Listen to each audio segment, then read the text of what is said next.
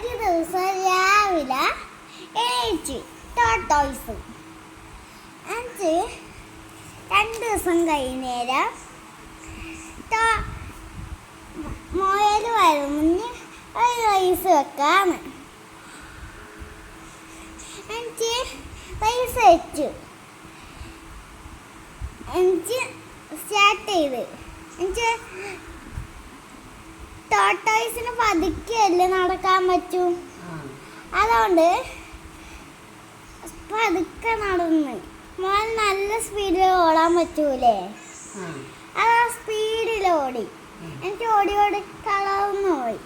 എനിക്ക് അവിടെ കിടന്ന്. എനിക്ക് കുറച്ച് നേരം മുയൽ പൊങ്ങിപ്പോയി. എന്നിട്ടാകുമ്പോൾ ടോട്ടോയ്സ് നടന്ന് കുറേ സമയം കഴിഞ്ഞ് പിൻ പോയിന്റിൽ എത്താനായി. അപ്പം എണീച്ച് നോക്കിയില്ല, പിൻ പോയിന്റിലെത്തി. എനിക്ക് ജയിച്ചിട്ട് കപ്പെല്ലാം കിട്ടി ടോട്ടോയ്സിന്.